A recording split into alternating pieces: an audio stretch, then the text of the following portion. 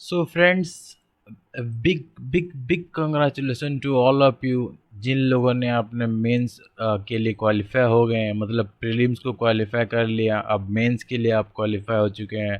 तो उनके लिए बहुत सारा कॉन्ग्रेचुलेसन हमारे तरफ से, हमारे टीम के तरफ से। तो दोस्तों, यहाँ पे हम लोग मेंस को टारगेट करने के लिए जो डिटेल्स, जो स्कीम है एग्जामिनेशन का, उसका समझ लेते हैं उसको।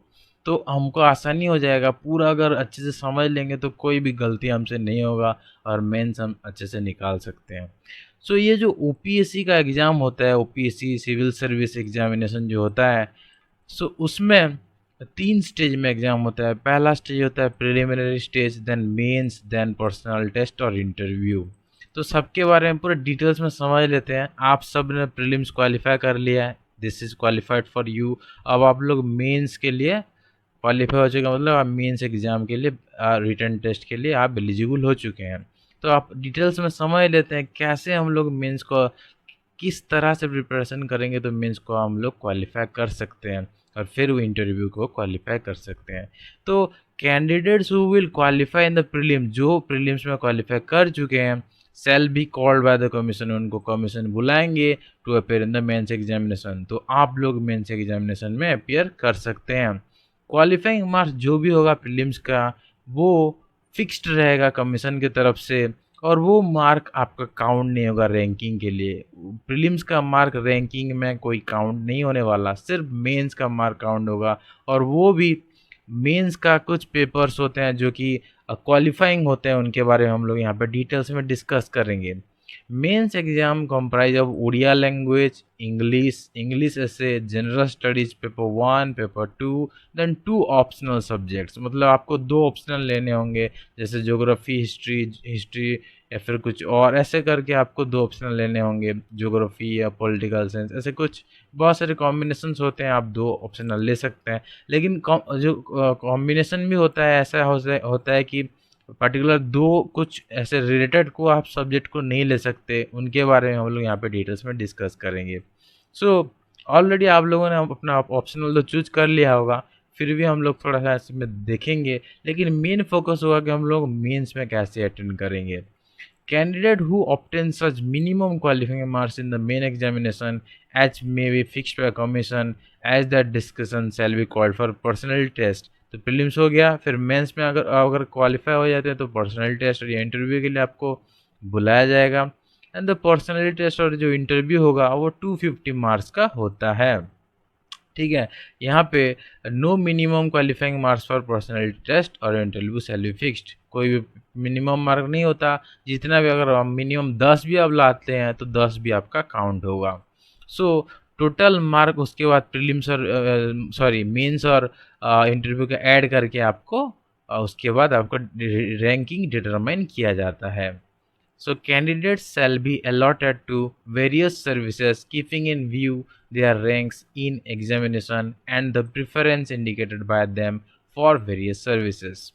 तो आपके रैंक के अनुसार आपको डिफरेंट डिफरेंट सर्विसेज कैडर किया जाता है। आपके रैंकिंग के हिसाब से आपको डिफरेंट डिफरेंट सर्विसेज मिलता है ना। स्कीम को समझ लेते हैं। देखिए, प्रिलिमिनरी में 2 स्टेज होते हैं, जनरल स्टडीज पेपर 1, पेपर 2, जिसको आप क्वालिफाई कर चुके हैं। सिलेबस ये सब आपके लिए था, current affairs, national international importance, history of India and national movement, the India and world geography, physical social economic geography, India and world, Indian polity and governance, constitution, political system, Panchayati Raj, public policy, rights issue, economic social development, sustainable development, poverty, inclusion, demographic, social sector initiative. Then general issues में आप लोगों ने ये सब पढ़ा था अच्छे से, environmental, bio ecology, biodiversity, climate change, that do not require subject specialisation and general science. तो इतने सब पेपर 1 में थे, और पेपर 2 में था, ये क्वालिफाइंग था और ये आपका काउंटिंग था प्रीलिम्स के लिए। तो इसमें आपका मार्क काउंट करके आपको कट ऑफ के अनुसार पार करना था। ये सिर्फ 33% का होता है। अगर आप 33% मार्क क्वालिफाई कर लेते हैं तभी आपका ये पेपर काउंट होगा, नहीं तो आपका, अगर ये 33% से कम होता है तो आपका ये पेपर काउंट ही नहीं होगा।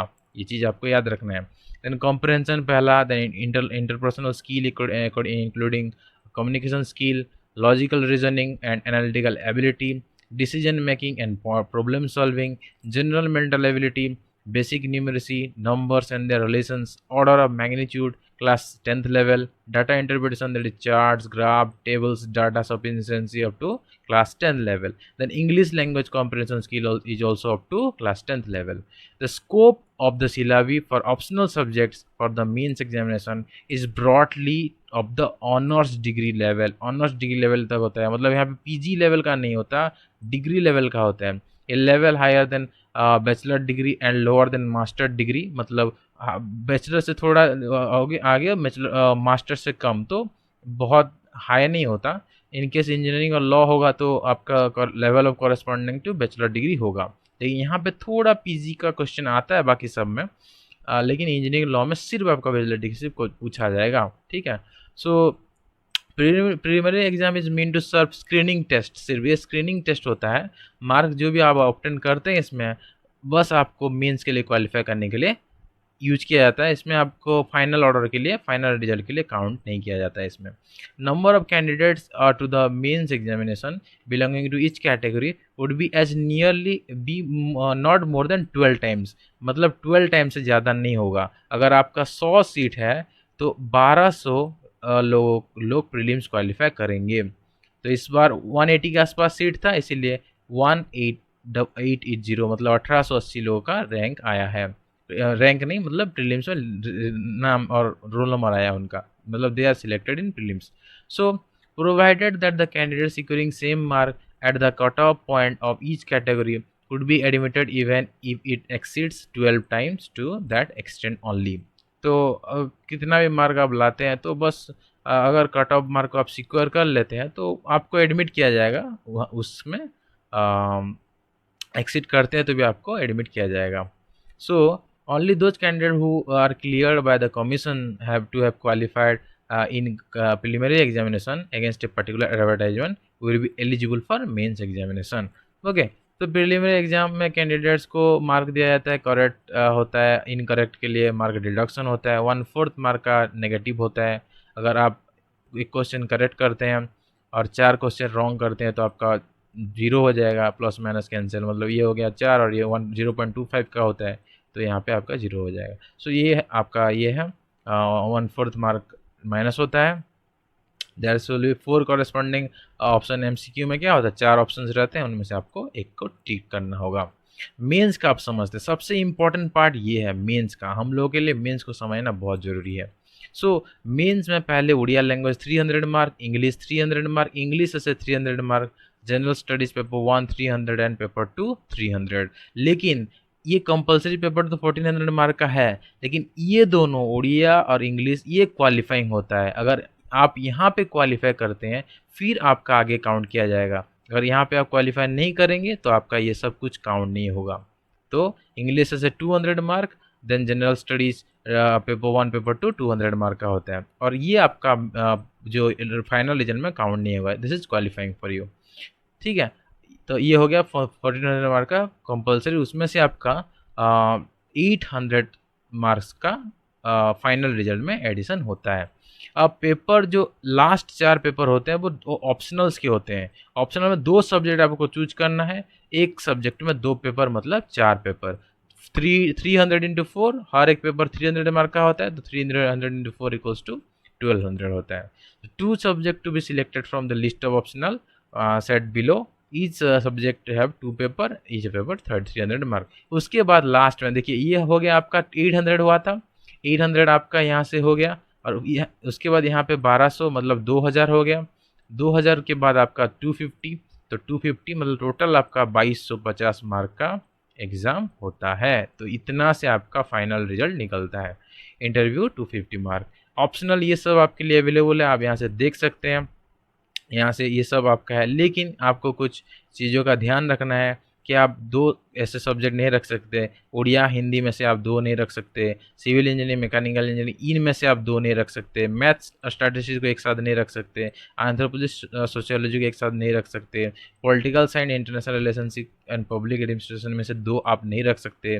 कॉमर्स, अकाउंटेंसी, मैनेजमेंट, इनमें से नहीं रख सकते 2. तो ये सब चीज़, एजुकेशनल तो साइकोलॉजी को नहीं रख सकते. एग्रीकल्चर लिया तो एग्रीकल्चर इंजीनियरिंग नहीं रख सकते. मैनेजमेंट लिया है तो पब्लिक एडमिनिस्ट्रेशन नहीं रख सकते. तो यहाँ पे ये सब कॉम्बिनेशन आप नहीं रख सकते. तो each of the paper Odia language English language से मेट्रिकुलेशन स्टैंडर्ड से होगा, मतलब क्लास एक्स स्टैंडर्ड से होगा, and shall be qualifying in nature, count नहीं किया जाएगा उसको, बाकी सब काउंट किया जाएगा, ठीक है। The question paper of main shall be conventional essay type, सब एसे टाइप आंसर आपको 20 मार्क्स 10 मार्क्स 60 मार्क्स का भी आपका आंसर लिखना पड़ता है।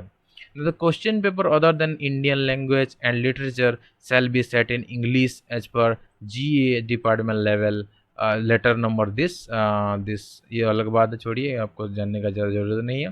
Question paper in all subject will be English only except language paper जो होगा उड़िया, वो उड़िया में होगा, बाकी सब आपका इंग्लिश में रहेगा। तो this is very important thing. Answer के स्क्रिप्ट के अनुसार आपको आंसर लिखना है। Candidate specify option of language in appropriate box in online application form. तो अब आप लोगों ने अगर इंग्लिश लिया था तो आपको सब कुछ इंग्लिश में लिखना है, उड़िया लिया था तो आपको उड़िया में लिखना है। Detail syllabus of mains examination यहाँ पे वेबसाइट पे अवेलेबल है, उसके बारे में हम लोग एक और वीडियो में डिस्कस कर लेंगे। तो यहाँ पे देखिए, candidate must answer the paper in their own hand writing, खुद से लिखना है। No circumstances they will be allowed to help scribe नहीं मिलेंगे आपको, खुद से ही लिखना है। Commission shall be competent to fix qualifying mark in any और ऑल द सब्जेक्ट, तो यहाँ पे क्वालिफाइंग मार्क वो रख सकते हैं। If candidate hand writing is not easily legible, reduction will be made on this account from total mark otherwise according to him. तो यहाँ पे रिडक्शन भी हो सकता है अगर अच्छे से आपको नहीं लिखे हैं तो। Marks will not be allotted to mere superficial language, तो अगर सुपरफिशियल लैंग्वेज है तो सॉरी नॉलेज है तो आपको मार्क्स नहीं मिलेंगे, अच्छा से लिखना है आपको। Credit will be given for orderly effective and exact expression combined with due economy of word. तो इकोनॉमी मतलब आपको 500 वर्ड या फिर 1000 वर्ड्स में लिखना है तो 1000 में लिखिए, 500 में नहीं लिख सकते, या फिर 5000 में मत लिखिए, आसपास इसके आसपास से आपको लिखना है। तो अगर ऑर्डरली लिखेंगे सब क्वेश्चंस को 1 2 3 4 ऑर्डरली, इफेक्टिवली लिखेंगे पॉइंट वाइज, जो भी आपको लिखना है अच्छे से एक्सप्रेस करेंगे, एग्जैक्टली जितना आपको चाहिए उतना अच्छे से लिखेंगे तो आपको अच्छा मार्क्स मिलेगा। In the question paper, wherever necessary questions involving the metric system of weights and measure only be set. Candidates shall use only international form of Indian numerical, that is 1 2 3 4 5 6, while answering questions paper. Candidate will be allowed the use of scientific non-programmable type of calculator for conventional essay type examination in OPSC. Programmable type of calculator is not allowed for this. ठीक है, ये आपको याद रखना है। Loaning interchanging calculator is allowed नहीं है आपको। Candidate not permitted to use calculator for answering objective type. Objective preliminary में ये नहीं है, मेंस में आपको मिल सकता है क्योंकि स्टैटिस्टिक्स के क्वेश्चंस कुछ होते हैं तो उसके लिए आपको कैलकुलेटर मिल सकता है। Candidates not allowed to bring mobile phone नहीं ले सकते, पेजर, ये सब चीज़ें कम्युनिकेशन डिवाइस नहीं ले सकते। फिर पर्सनैलिटी टेस्ट के बाद देख लेते हैं। The candidate shall be interviewed by a board to be constituted by OPSC for the purpose.